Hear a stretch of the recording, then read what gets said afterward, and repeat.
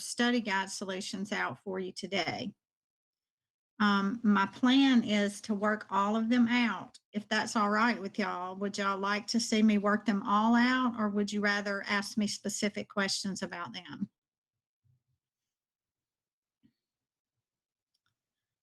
So basically, just go through the study guide and work them all out. And then, Shelby, you came in a little late, but what I did find, I found solutions to all of the textbook review problems that I had worked out.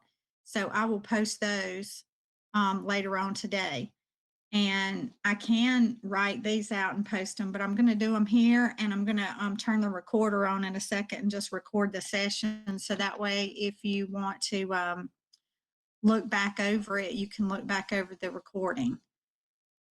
All right, so once again, a couple of people have just joined. I'm going to work out the study guide review problems that was listed. That was the PDF in the modules, and then I'm going to post the solutions to all of the textbook review problems. So hopefully that will help you all prepare for the test. All right, so our test is still scheduled for Thursday. I know some people have had trouble with the internet, and I'm going to work with them, but if you can take it, it's best to go ahead and study and take it and not have that hanging over your head. So that's my suggestion. I'm going to share my screen, and I have sort of done a, let me see. I'm going to do something real quick.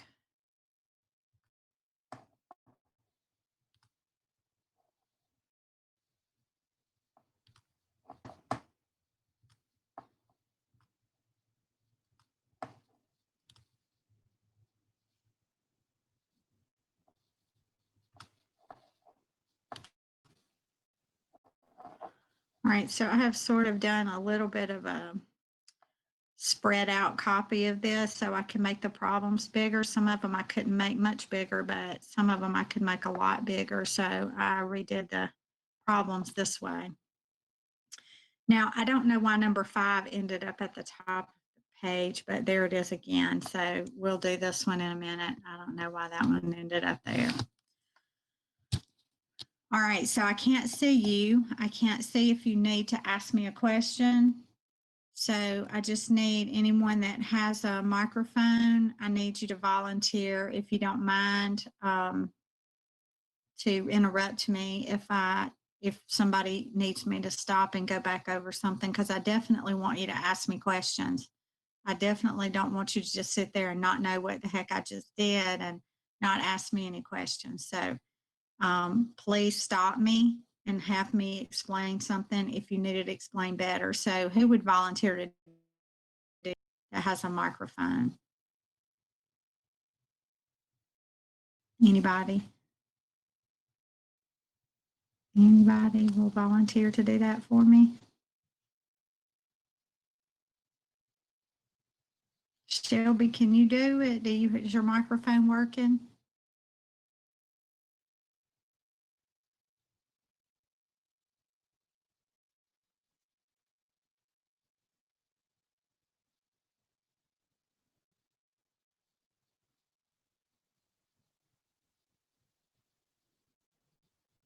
Okay, Crystal will do it. Thank you so much, Crystal. So if somebody has a question, type it in the chat box, or just tell me to stop and go back over something, and Crystal will let me know that you have a question. And if you want to unmute at any time and ask me a question, you don't have to type it in the chat box. Just unmute yourself if you have a microphone that works, and do that.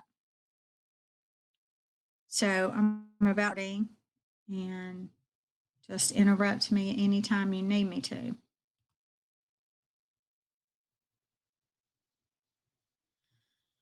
All right, so evaluate the exponential expression. Basically, when they say evaluate, they mean they want a numerical answer simplified.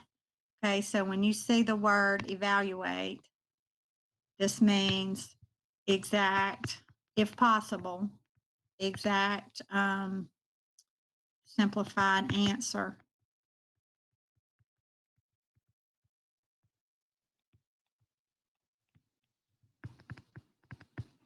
Okay, so sometimes it's not possible, and I'll tell you when that is, and then you'll have to give me a rounded decimal. And our general round to 4 decimal places. Okay, general rule round in with exponentials, you can't round too much, so round to 4 decimal places, because when you round too much with exponentials, it really makes your answer off a little bit. All right, so this first problem has a negative exponent. Let me make sure. I think I've got the right one. Yeah.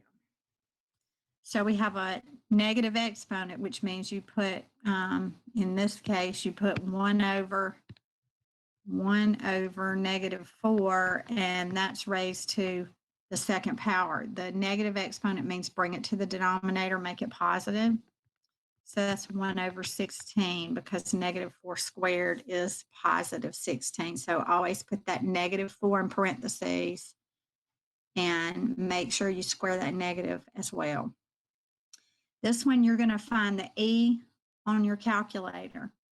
And I don't know where it is on your calculator on the TI-32X. It's above the natural log key. So you would have to hit the second natural log and then type in whatever you want to type in.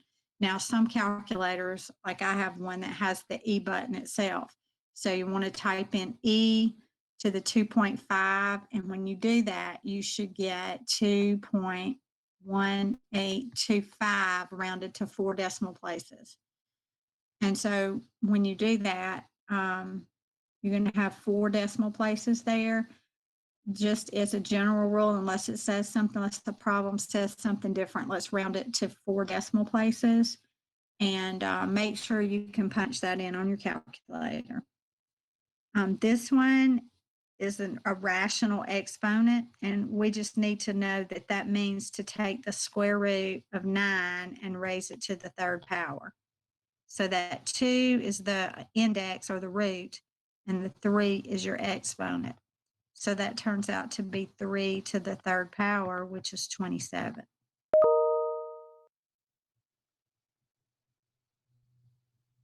You actually could just type that in as 9 raised to the 3 over 2 power and get 27. I would like for you to make sure you know those rational exponent rules, though, because sometimes you have to use them and you won't be able to type them in the calculator.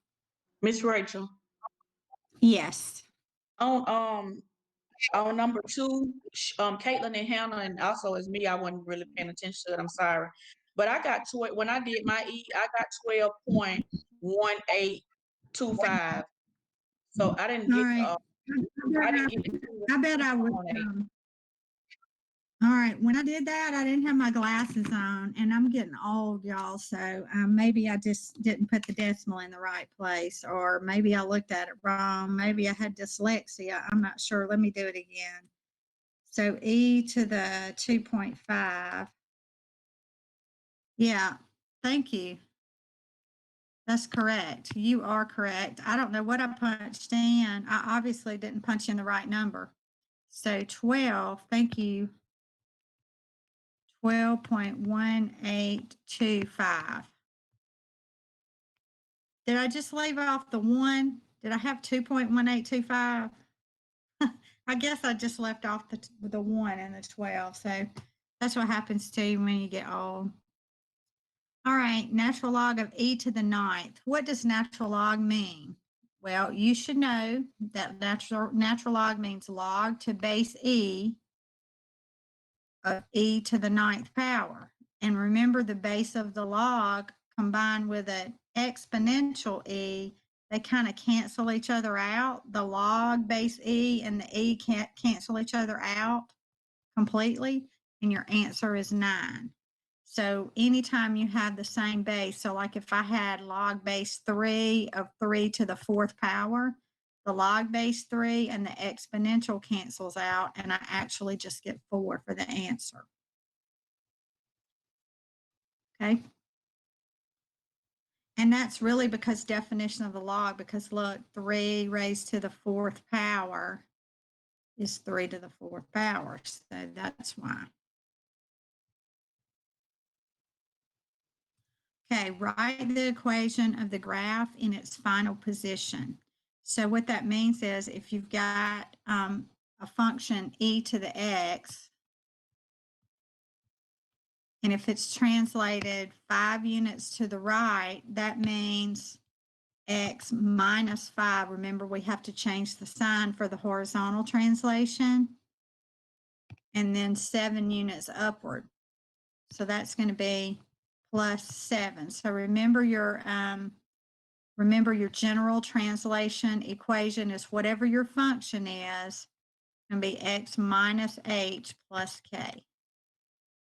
That translation equation only changes as much as the function. The h and the k always do the same thing as a translation.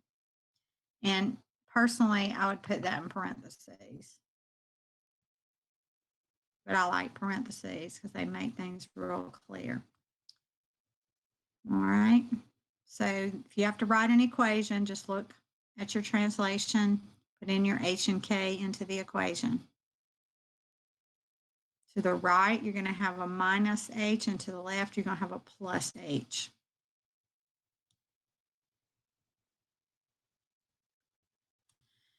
Now it says, this gives you a hint. Don't type this in your calculator because you're going to make a mess with this if you do. The reason I said use the graph of 2 to the x to get the graph of 2 to the x minus 4 is because if you use x minus 4, you're going to not put the right thing in your table and you're not going to get the right graph. So that's the reason we make our table for 2 to the x. So this is y equals 2 to the x, or f of x. It doesn't matter. And so that we're going to get our table for this one first. So if I start with -2, I'm going to get 1/4, 1 over 2 to the second power. And if I do -1, that's 1 over 2. Negative exponent means take it to the bottom. 0, anything to the 0 power is 1.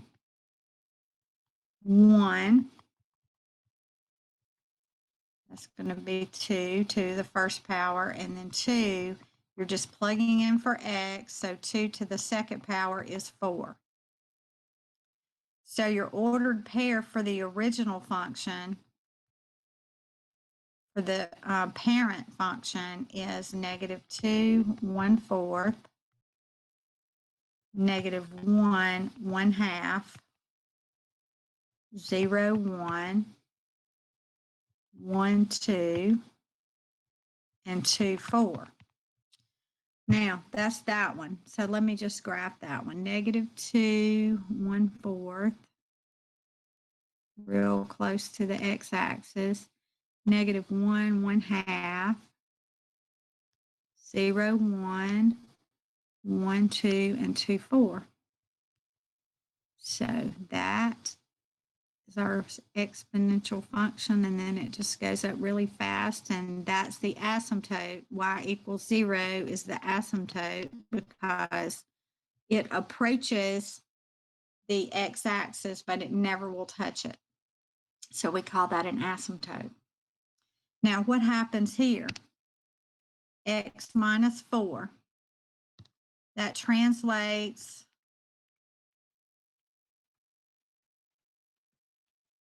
to 4 units to the right.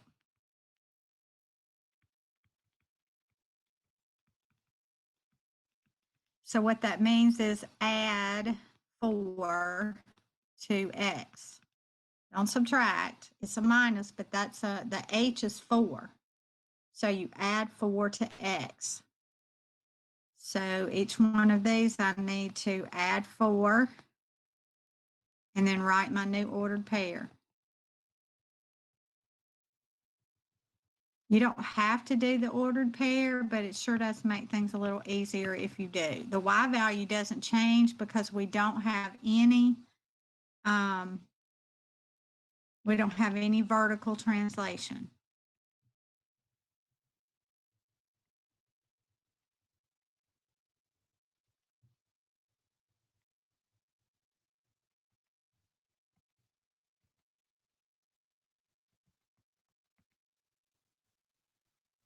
So no vertical translation. So basically everything just moves over 2 units.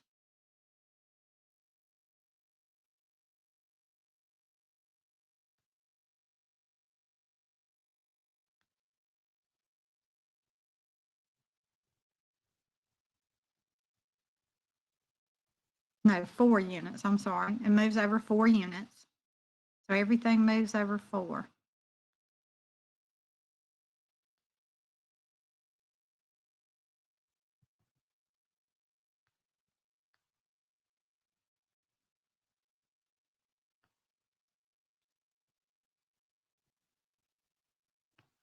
Notice if you took these points from the original graph, you could just count 1, 2, 3, 4. 1, 2, 3, 4. 1, 2, 3, 4.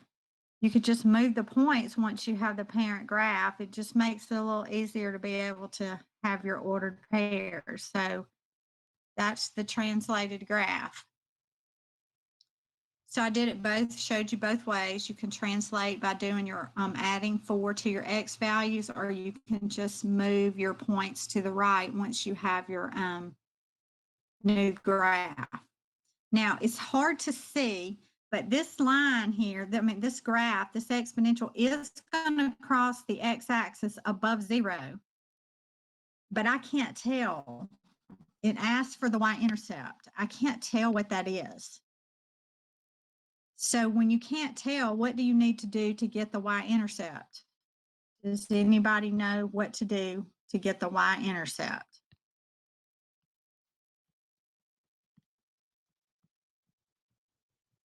You always set x equal to 0 to get the y-intercept. So take your function y equals 2 to the x minus 4 and put that x equal to 0 and see what you get. So you get 2 to the negative 4, which is 1 over 2 to the 4th, which is 1/16. That's how you have to get your y-intercept, because there's no way we can see what that number is, where it crosses. Now, in the original graph, the y-intercept was 0, 1. But we want to know of the translated graph what our y-intercept is, because that's the one we were trying to get the graph for. So that y-intercept is 0 and 0, 1/16. It's an ordered pair. And then the asymptote for the horizontal asymptote, remember we had no vertical shift. So the asymptote, the horizontal asymptote is still y equals 0 for that one as well. Unless there's a vertical shift, the y x-axis, which is y equals 0, is always going to be your horizontal asymptote for these functions.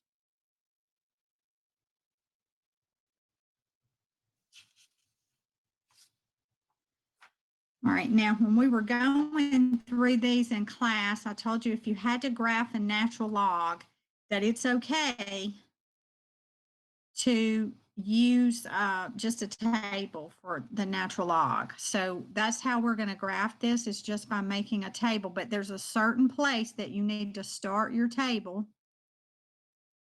There is a certain place.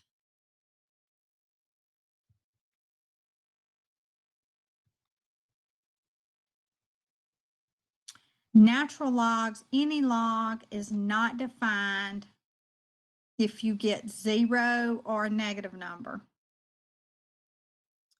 So the way you know where to start your table is we need to look at this number right here that would make that 0.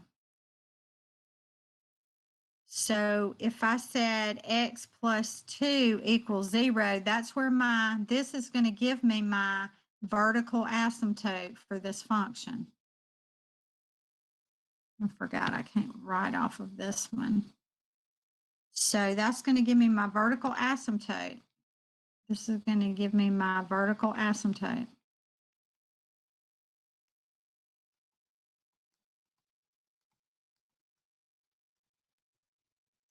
So x equals negative 2, that's going to be my vertical asymptote. So this, if I plug that in, -2 plus 2, that's going to give me natural log of 0, and that is going to give you undefined if you try to type that in your calculator. So that's how I know that's the vertical asymptote. Is the one that makes it exactly 0 is the one that's going to give you your vertical asymptote. You also should know that from the fact that you have a horizontal shift to the left. So your graph can't go beyond that point. Normally, the asymptote for a log is the y-axis, x equals 0. But that's shifting it to the left. So your vertical asymptote is going to be -2. Now, when you're dealing with natural log, you can't just go to -1 and get an answer for that. The reason is it'll start your graph right here, but your graph doesn't start there. So you need to do like -1.5, something closer to the asymptote than just -1. So I'm going to plug in -1.5, and that's going to give me the natural log of 0.5, and you plug that into your calculator.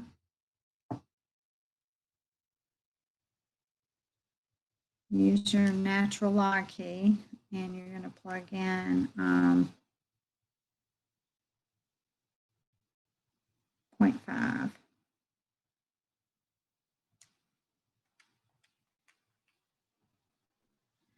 So I'll show you in just a minute. That's approximately, now all of these are going to be approximates, okay? Approximately -0.7. So at -1.5, that's what X is, I'm getting a -0.7. So this gives me a point down here that shows that it's going toward that asymptote. As long as you understand what's happening, that's good enough to show me one point down here that's going to be negative. Because then if I plug in -1, I get natural log of 1, which is always 0. So that's that point right there. So I've got -1.5 and about -0.7. And then I have -1, 0. And then let's do a couple more. Let's put in 0. It's going to be natural log of 0 plus 2. So natural log of 2.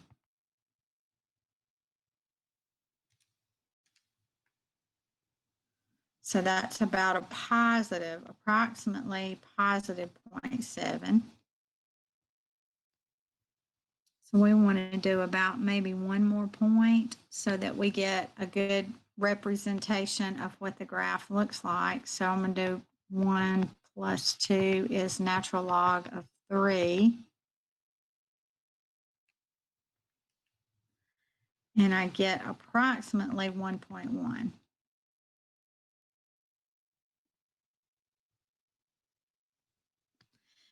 So you have to realize this graph keeps going in the same general pattern, but over here we have an asymptote. So we have to show that it keeps going and getting closer to that asymptote.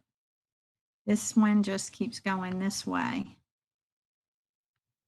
Okay, that's a natural log graph. And actually there's not a straight line out here. It does have a curve to it. It just curves slowly around so that it doesn't decrease, it doesn't increase really quickly. It just sort of increases real slowly. If you didn't do this point right here, your graph would be starting at 0. And if you didn't show me that it was going to the asymptote, you wouldn't get your credit for that problem because it doesn't start at 0. It gets closer and closer to that asymptote. So we have to show part of the graph that goes toward the asymptote.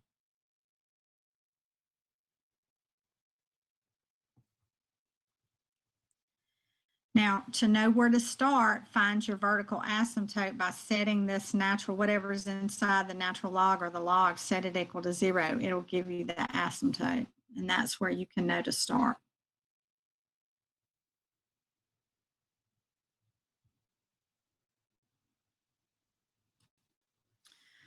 All right, so with our same, don't try to do this, making a table of that function. I know some of you try to do that a lot, and you always make a mess of your graph when you try to do it. That's why we learn translations.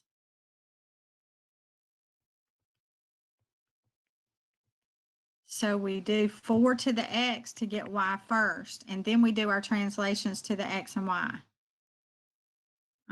So we start with, I'm just going to start this one with -1, 0, and 1 because they get real big quick because that base is real large. So 4 to the -1 is 1/4. If I did a -2, I'm going to have 1/16, and I don't really know how to graph 1/16.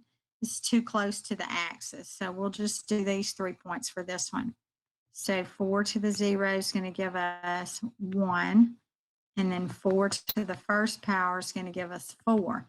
Notice if I did 4 to the second power, I'm going to get 16. I don't have 16 spaces. So that's why I'm choosing those 3 points. Now I'm going to go ahead and graph those because some of you will maybe want to move it by moving the points. -1, 1/4, really close to the x-axis. 0, 1, and then 1/4. And this one, so this one goes exponential really fast. So my next point would be 216 way off the graph. But those 3 points give you enough points to tell what the graph looks like. Show it approaching this asymptote and show it going off to infinity. So your ordered pair here, x, y, will be, yes. On the last one, you didn't go over the domain and the range. Okay, I'll go back. Okay. Let me finish this one since I'm already in the middle of it, and we'll talk about the domain and range on both of them. Because that'll be a good point I can make when I do the domain and range on this one. So I'll go back after I get this one graphed and I'll do the domain and range. Thank you. All right, so now I have this translation and I have that translation. So I have x plus 2 means 2 to the left.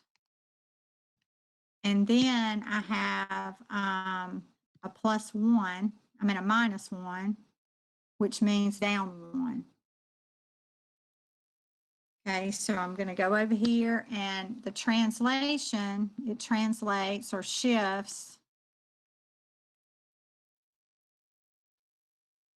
left 2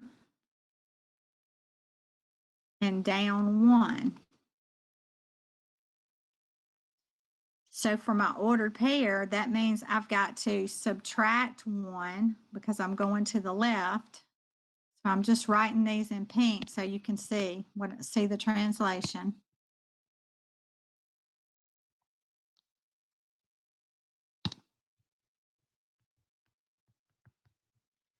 And the y value is going to go down 1. So if you need your calculator to do that fraction, 1/4 minus 1 is just going to be -3/4. So my ordered pairs are going to be, this one's going to be -2, -1 minus 1, -2, and then -3/4. And this one's going to be -1, 0. And this one's going to be 0, 3. Uh-oh, I didn't shift 2, I shifted 1, so I got to redo those. Did y'all see that I messed up there? This is a shifts left 2. Left 2 means I need to subtract 2, not 1. I knew something wasn't right.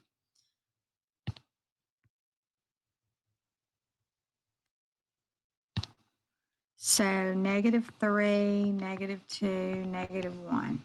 Those are my new points.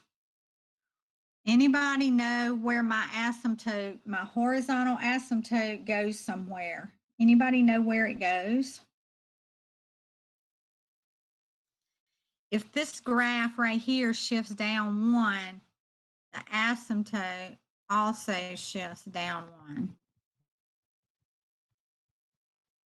So y equals -1 is going to be my horizontal asymptote for this one. So -3, -3/4, -2, 0, -1, 3.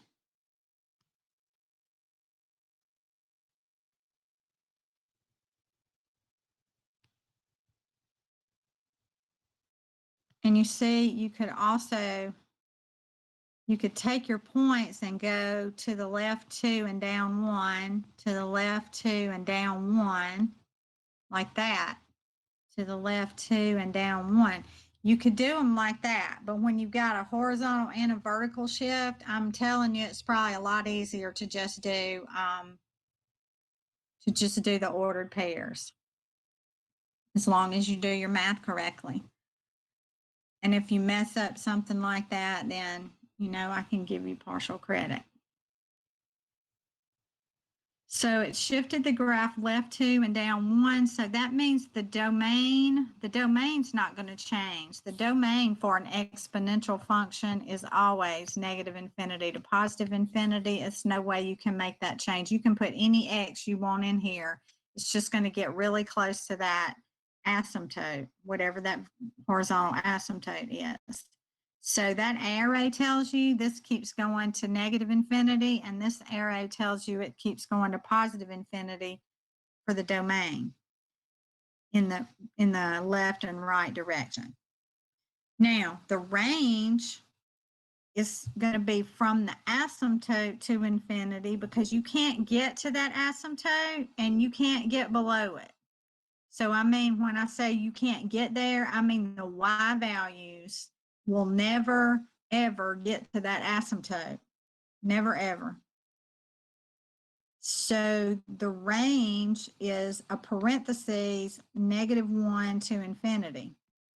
So when you find your vertical shift, you have also found your asymptote, your horizontal asymptote, and you have also found the beginning of your range.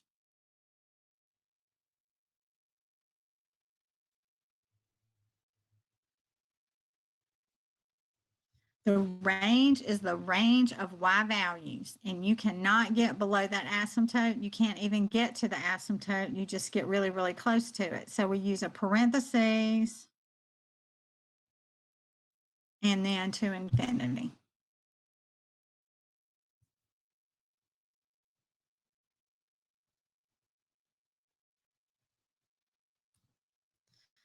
This one says sketch the graph of 3 to the x and log base 3 on the same coordinate. How are the graphs related? Well, I can tell you that an exponential with a base 3 and a log with a base 3, those are inverses of each other, because automatically, if you write this exponential in the form of a log, you're going to have switched x and y, and you're going to make the inverse. So these are inverses.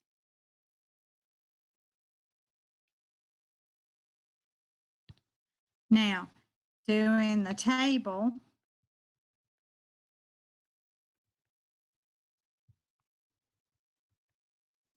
we're going to get our ordered pairs for the exponential. Okay. So let's just do -1. Well, we can actually do -2 on this one. -1, 0, 1, and 2. So 3 to the -2 is 1/3 squared. That's 1/9. 3 to the -1 is 1/3. 3 to the 0 is 1. 3 to the 1 is 3. 3 to the 2 is 9. So for the exponential, these are our ordered pairs.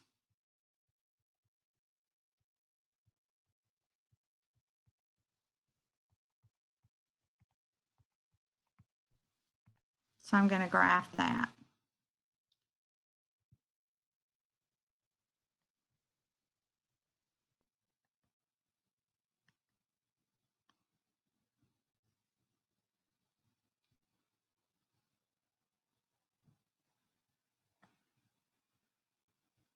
Well, I have to go off the graph to get 9, but that's okay.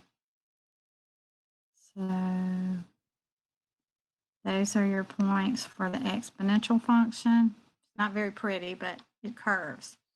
Now, if I want to get the y value for log, let me do that in a different color.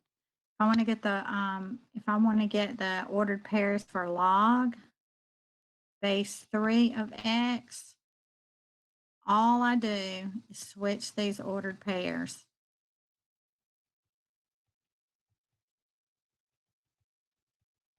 So the y becomes x. So switch x and y.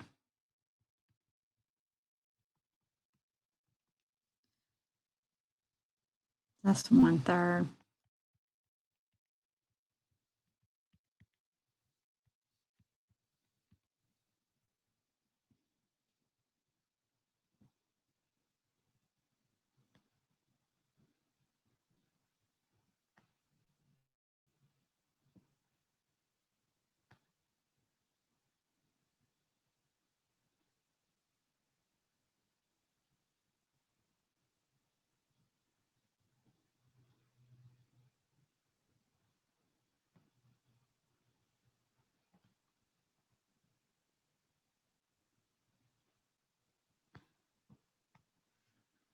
I never do a logarithm graph unless it's a natural log. I never do a logarithm graph by making a table with the natural log in it. I just don't do it. I make a table for the exponential because it's easy. And then I switch x and y. No matter what class I'm teaching, no matter where I am, what I'm doing, if I've got to do a logarithm graph, I'm going to do the exponential and I'm going to switch those x and y's because exponentials are a whole lot easier to understand when you're plugging in and getting values. Exponentials are a whole lot easier to understand. So get the ordered pairs for the exponential function, then switch the x and y's to get the logarithm function.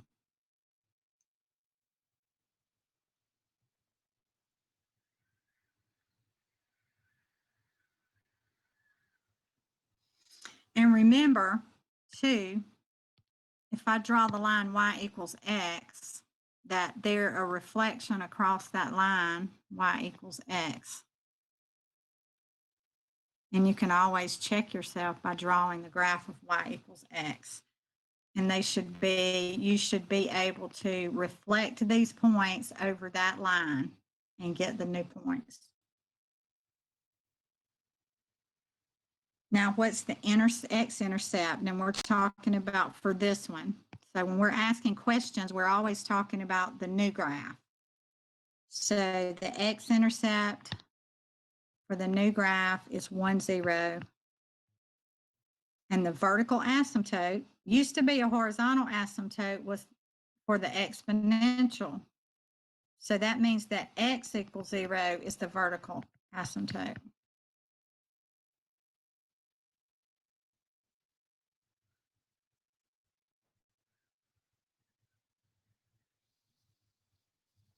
Now, y'all probably think I'm not going to finish, but I am because some of this stuff doesn't take long. But I wanted to be very clear on how to do these graphs so you can get all of your points on your test for the graphs. So I wanted to take a lot of time on the graphs because it's been a little while since we did those. So now we're just going to be using some logarithm properties. Save yourself some time. If it says you don't need to solve, don't solve. Read the instructions. All it said is write in an equivalent exponential form. Now it's easy to solve, but all it wants you to do is do the definition of a logarithm. 4 raised to the x power equals 256. And then you could solve that, but you don't have to. So save yourself some time and only do what they ask.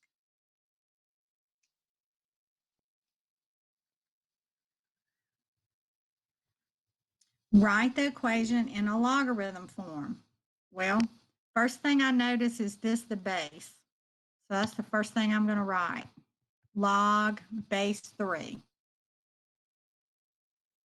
So the 1/9 has to go in the parentheses, and that equals the exponent. And you can double check yourself by doing the definition of the logarithm the other way. 3 to the negative 2 equals 1/9.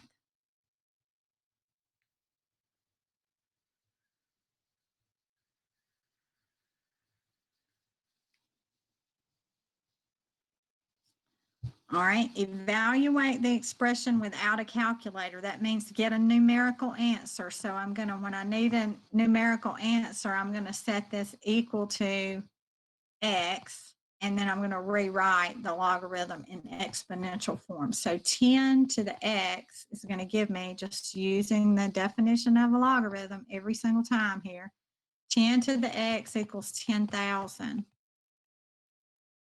So 10,000 would be 10 to what power?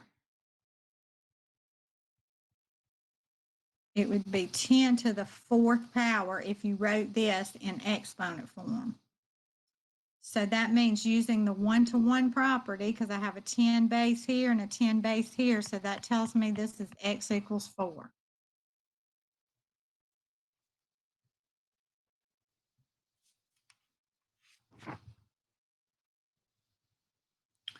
All right, this next one, I'm going to use the definition of logarithm again. 4 raised to the x power equals.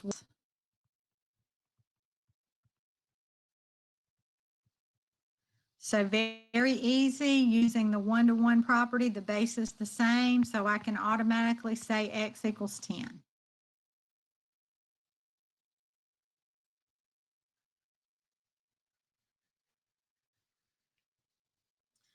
If you just remember that the log of 1 is always 0, you'll be in good shape for one like this. But if you need to, do this. Write it as log base e of 1 equals what? And then use the definition of the logarithm. E to the x equals 1. E to the x equals 1. So what power would x have to be to get 1? Has to be 0.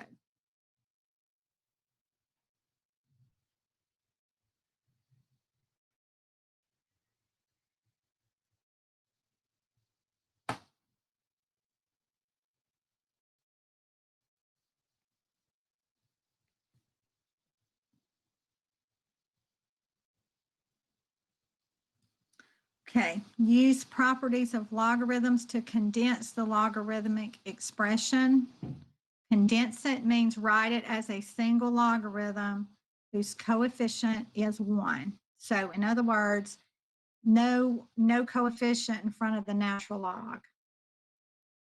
So if I don't want a coefficient, that means I'm going to have to work this backwards. So we're going to use the power rule, and then we're going to use the quotient rule. So for this one, I need to use the power rule because I can't have any coefficients. So this 6 and this 1/3 there, I can't have that. So I'm going to have to work it that way. So I can't have a coefficient, which means I'm going to have to use the power rule backwards.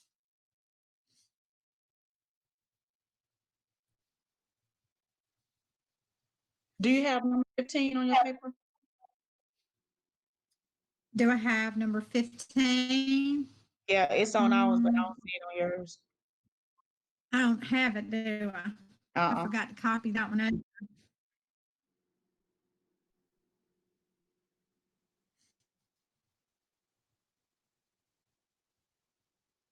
Hang on a second. Okay, let me do this one. So x to the what power? I mean, I can bring that back around as an exponent, right? Because the power rule says I can bring it in front of the logarithm. So I can also go backwards and write it like this. Those two expressions are equivalent. And then natural log, I can bring this 1/3 around as an exponent as well. So y to the 1/3. So that was the power rule first. I used the power rule. I just used it backwards from how we usually use it. And then I'm going to use the quotient rule. So I can write x to the 6th over y to the 1/3 as a single logarithm.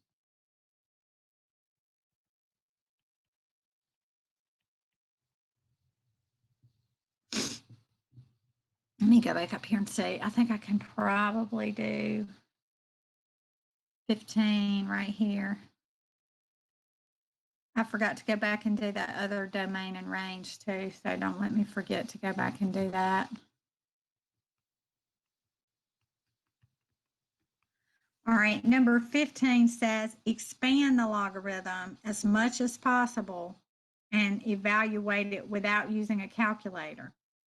So what it's wanting you to do is say log base 4 of 16 minus log base 4 of x. Now we can actually evaluate that logarithm. Log base 4 of 16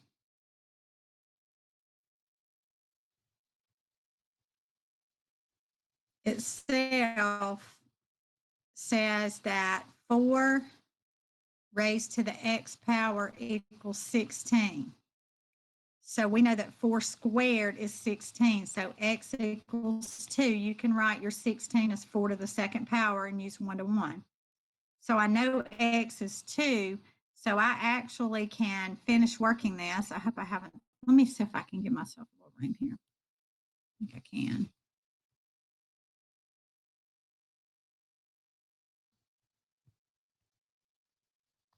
So I could write this as 4 to the x equals 4 squared, and 1 to 1 says x equals 2. So go back to the problem and put a 2 here.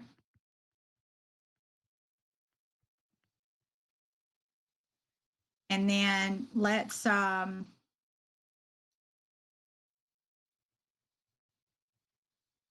well, it's not an equation, so I really can't go any further than that. That's as far as I can go, but I did evaluate the 2. So I think that's what it was saying is if you can get a value for it, go ahead and simplify it.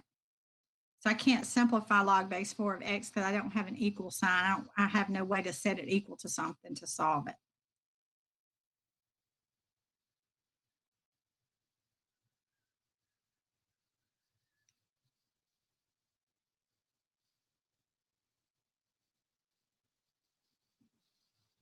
All right, that's all you can do on that one. But you could make sure if you get something like this that you go ahead and evaluate that. I did it over here to the side.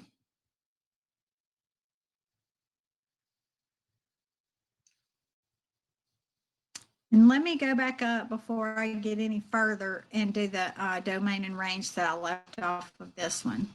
So the domain of this one, it can't go this anytime you have an asymptote, and I have one there of x equals -2. Because remember how I found it, right? I found out what would give me a 0 here in this part. So the vertical asymptote was -2. So that's always going to be parentheses. That's where your domain starts, and then they keep going to positive infinity. And notice an arrow here going down. So that means it goes to negative. The y values go down to negative infinity, and they go up here to positive infinity. So the range is, there's no limit on the y's, in other words. The only limit is on the x's. They can't go to the asymptote or past the asymptote. So use a parentheses on that domain. All you're looking for on domain and range is what are the possible values for x that you could have. And so you just find out where do they start on the left and where do they go on the right. In that case, starts not quite to -2, and then so you use a parentheses.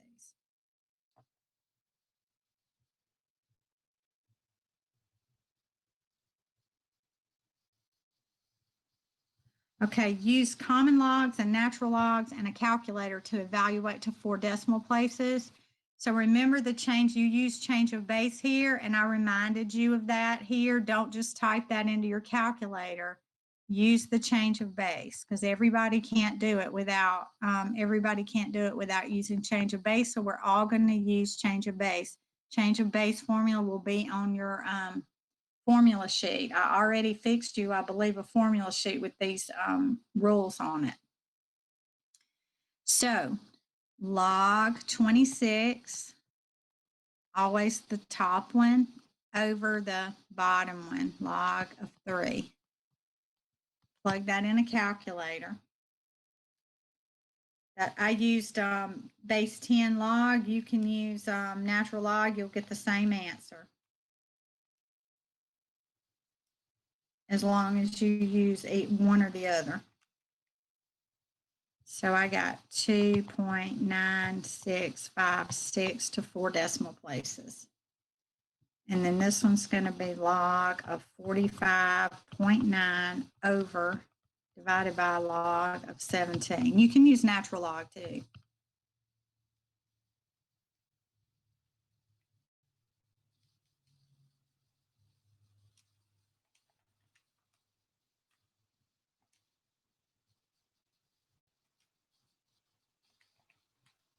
Going to get the same answer, 1.3506 to 4 decimal places.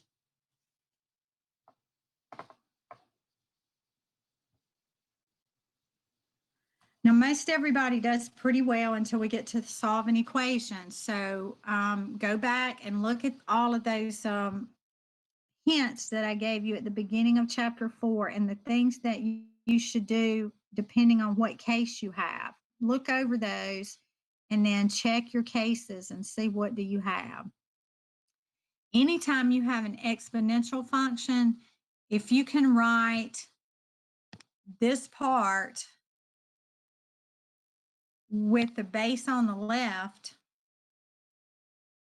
then you can solve this real easily. Now, can 16 be written as an exponent of 2? That's the question. Yes. 2 to the 2x minus 2 equals 2 to the 4th power. 2 times 2 times 2 times 2 equals 16. So that means this is one of the easy problems. Now we have 1 to 1.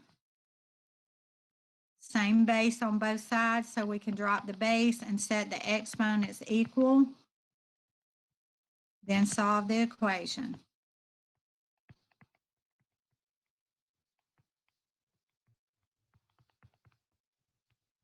X equals 3.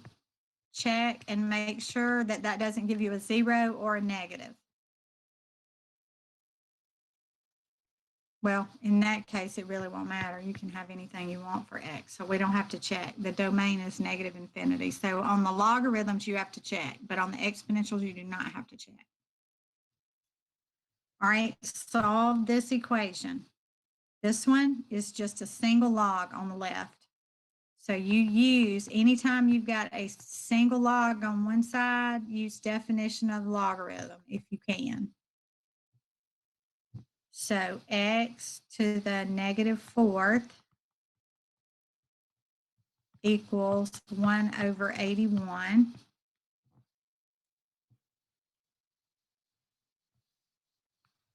So 1 over x to the 4th equals 1 over 81.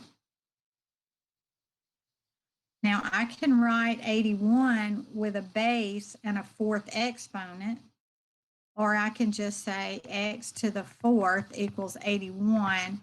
So in this case, x is the fourth root of 81. Well, what number raised to the fourth power will give you 81? 3. 3 times 3 is 9, times 3 is 27, times 3 is 21. 3 times 3 times 3. So basically, you can just say x to the fourth equals 3 to the fourth. So x equals 3. You can also use 1 to 1 on the basis too. If your exponent's the same, then x has to be 3.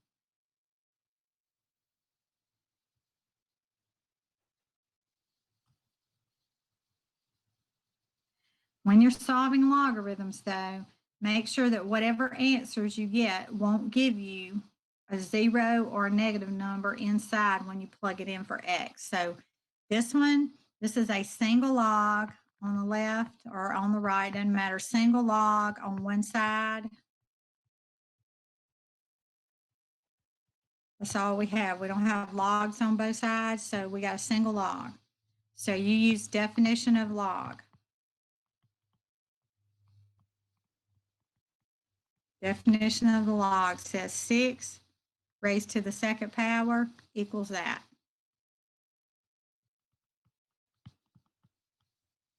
So 36 equals x plus 2. Please don't miss these. These are so easy when all you got to do is use a definition of a logarithm and then solve the equation.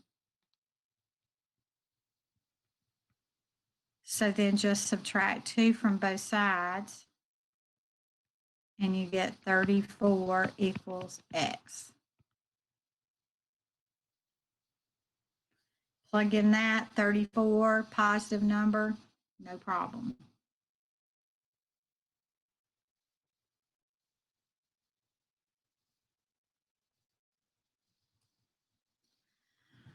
Okay, so this time I got logs on both sides, so I'm probably not going to be able to use the definition of a logarithm.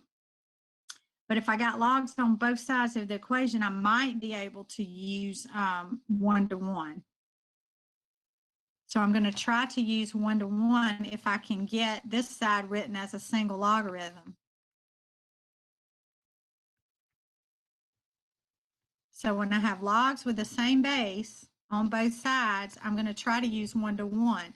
But I've got to write the right side as a single log because I can't use 1 to 1 if I have multiple logs on one side. So I'm going to try to write the right side as a single logarithm.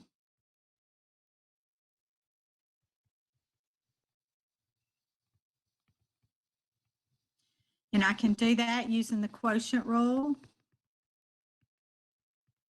So I can write natural log. I like to use a cursive L, so make sure we know we're natural log 24 over x minus 4. Okay, so now I can use 1 to 1.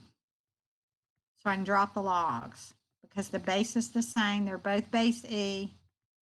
I can use 1 to 1 to drop the log. So I can put 5x minus 6 equals 24 over x minus 4.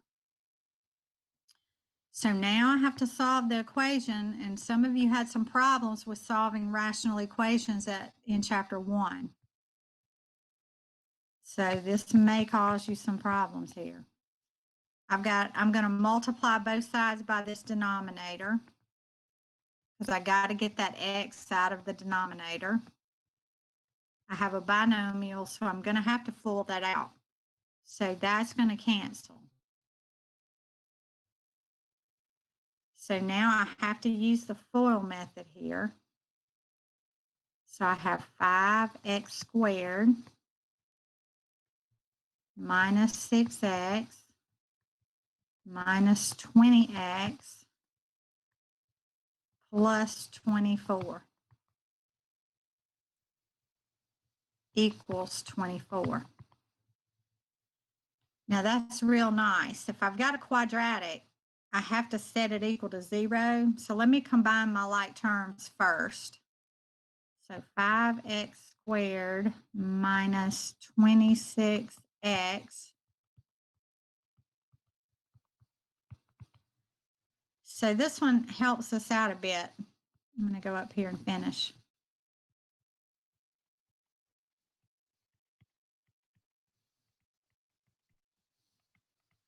So do not try to solve this equation normal ways of solving equations. Not now. You've got a quadratic. You've got to set it equal to 0, the whole equation equal to 0 to solve a quadratic. Unless you're going to complete the square. And most people don't do that just by choice. So 5x squared minus 26x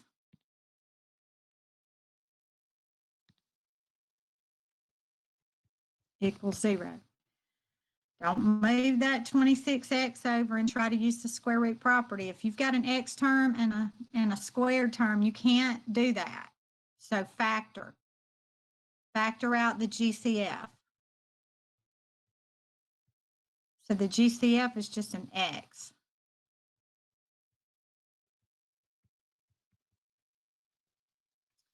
So x, we can set the factors equal to 0. X equals 0 and 5x minus 26 equals 0.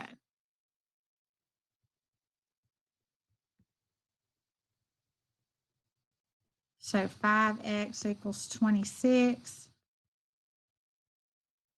X equals 26 over 5 and x equals 0. So now I need to check these answers and make sure I'm going to get a positive number. So check and make sure you're going to get a positive number in the logarithm. If I plug in an x of 0, it's going to give me -6. So I have to cross this one out. It won't work.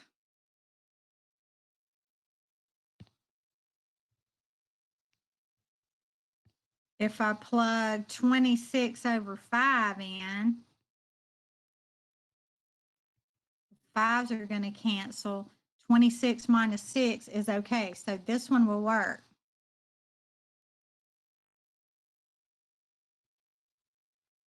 And 26 over 5 is 5 point something. So this is going to work too. 26 divided by 5 is going to be 20. It's going to be 5 point something. So this one's going to be okay too. Always check because I had to throw out my x equals 0. It's not going to work.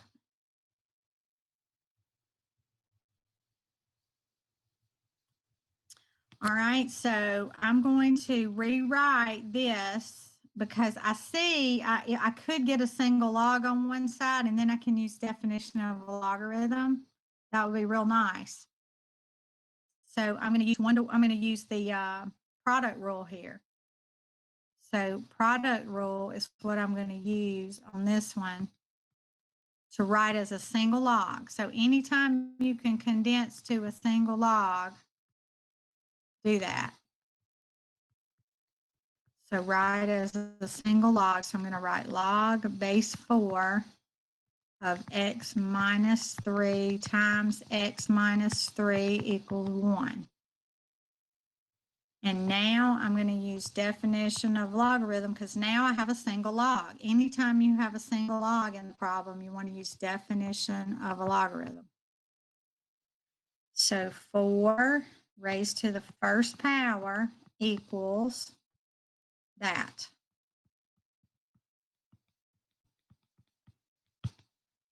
Now I want to make sure I finish, so I'm going to go ahead and I'm just going to do this in my head. If you full that out, that's what you're going to get. Quadratic, I can't say this enough. Set the equation equal to 0.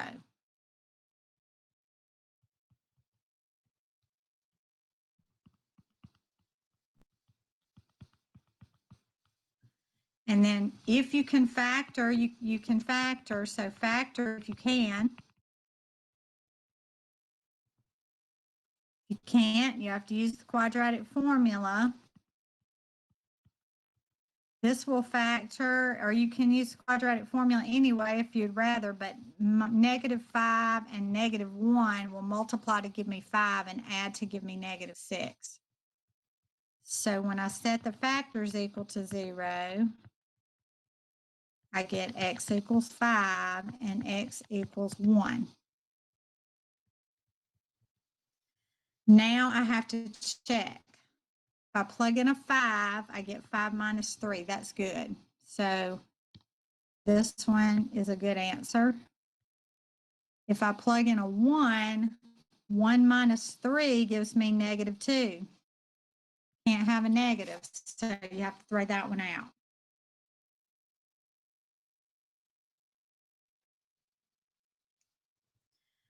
Okay, now I'm going to work this one two ways because this one says solve the equation and round to thousandths. That's thousandths is 3 decimal places. I'm going to use logarithms on both sides. So because I can't write this in terms of 4, so there's no way to write 4 to some power and get 14 unless it's a decimal. Okay, so I can't rewrite it in terms like I could the very first problem we worked on the solving equations. I had a 16 over here and a 2, I think, so I could write 2 to the 4th power. So I cannot write 14 as a power of 4.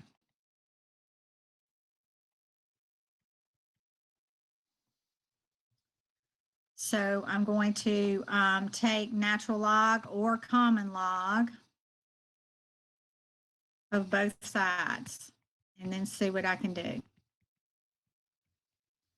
So I'll just use the natural log 4 to the x minus 1 equals natural log of 14. Use the power rule next. So bring this around with a parentheses.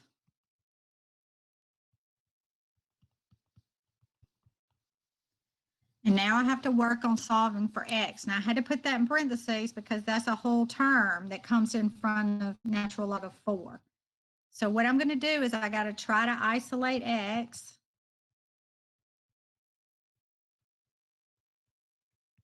And this thing right here, this natural log of 4 is just like a constant. So if I had a 4 there, I would just divide both sides by 4. Natural log of 4. If it was just a plain 4, that's what I would do. So that's what I'm going to do here. I'm going to come down here to the next page. So that gives me x minus 1 equals natural log of 14 over natural log of 4. And then all I'm going to do is add 1 to both sides. So I get x equals natural log of 14 divided by natural log of 4 plus 1. That's the exact answer. So if it asks you for the exact answer, you have to give that one because you can't do anything else with that.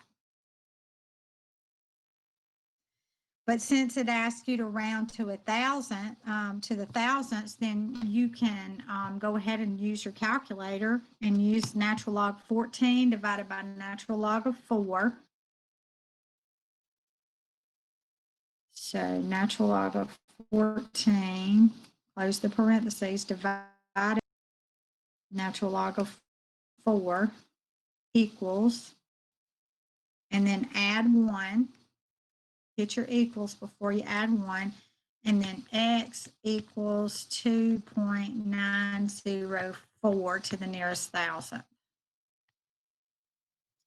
So this is the exact answer, and this is the rounded or approximate answer. So that way you can, if it asks for exact, you'll have it.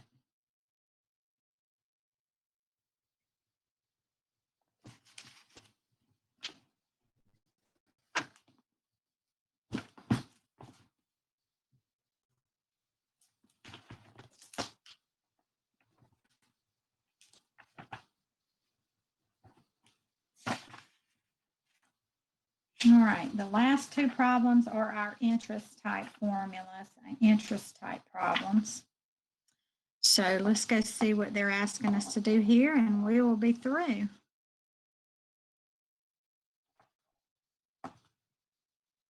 An initial investment, automatically, initial investment is P.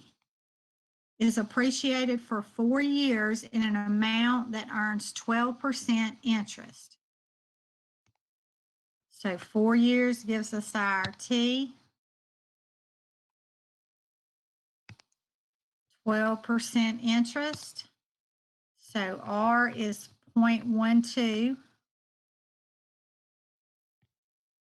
Compounding quarterly, that tells us our N is 4 because there's 4 quarters in a year. Find the amount of money in the account after the end of the period. That's A. So we use the formula and you'll have it on your formula sheet. So you ought to be able to use it. Just make sure you know how to plug it in your calculator. So 0.12 over, well, let me just write my formula before I start plugging in stuff. So I've got R over N raised to the N times T. So that's 480. 1 plus 0.12 over 4 to the 4 times 4. N is 4 and T is 4. So I would just do my order of operations. This is how I do it to make sure I don't make a mistake. So I actually do 0.12 divided by 4, following my order of operations, and then add 1. So I get 1.03. And then to the 16 power. So I always go ahead and type in my exponent. So 1.03. And if you go ahead, if this is a big decimal in here, then take that part right there out at least 4 decimal places. It just happened to come out even this time. And then let's raise it to the 16th power.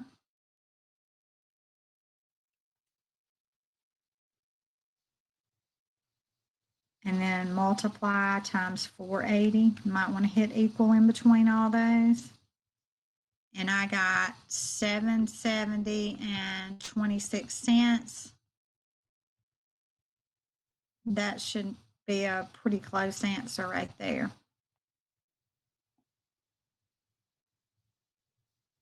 So I usually do my parentheses and I take that number, raise it to the 16th power, and then multiply by the 480. I just go ahead and follow the order of operations instead of trusting my calculator to do it.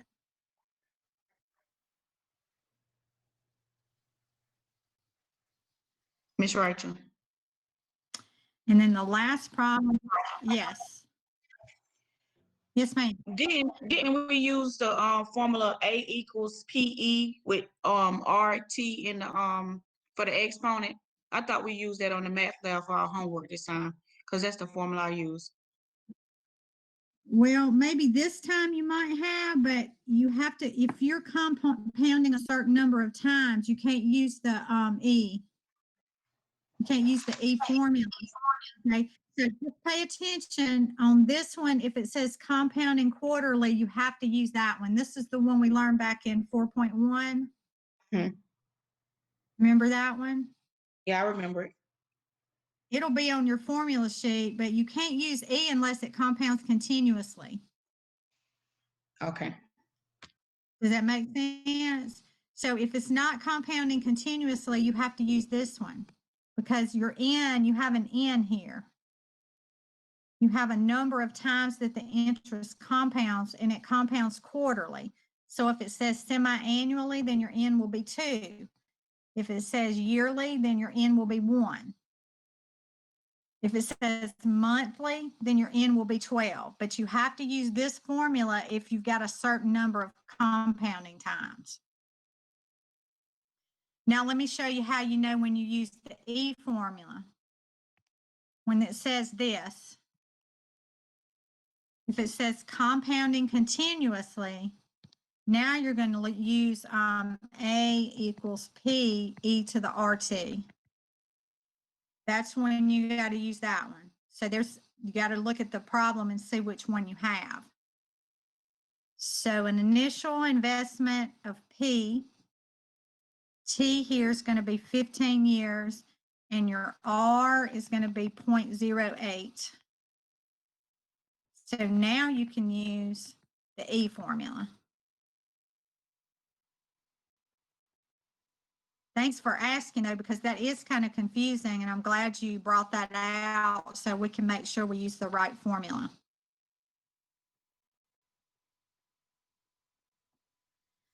So on these, I usually go ahead and figure out my exponent. Excuse me, I guess I can't talk. So 0.08 times 15 gives me e to the 1.2. So I would do e raised to the 1.2 and I would go ahead and just hit enter and get my equal or enter. And then I would multiply by 750. I mean, I would leave it on my calculator, but I would go ahead and do e to the 1.2 and then multiply by 750. I don't trust my calculator to do order of operations very well. I'm not a very trusty person of a calculator. So that's what I got for that one. And that concludes the review, and I hope it helped for me to go through that. And I'm going to go ahead and hit stop record. But what I'm going to do with your test is I know some people might want to go ahead and take their test, but if they want to go ahead and take their test anytime, I'm going to leave this test open for a few days instead of just one day for a couple of hours. So that way it gives you some flexibility to find somewhere to take your test. And if anybody's having issues with internet or whatever, and you're welcome to come to campus to take it. So feel free to come to campus. I'll have tests made out for campus test, and you can take it on the internet. But I'm going to open it on Wednesday and close it on Friday at noon. I can't leave it open past noon on Friday, though, because of the help desk. So they'll only let me leave it open till noon. So I'm going to open it on Wednesday morning at 8 o'clock, and I'm going to close it Friday. And if you want to come to campus and you don't want to wait till 1 o'clock, I do have a class that morning that I'll be teaching. So I'll need you to come at like maybe 11:30. If you want to come early, I don't mind, but I just can't do it before about 11:30.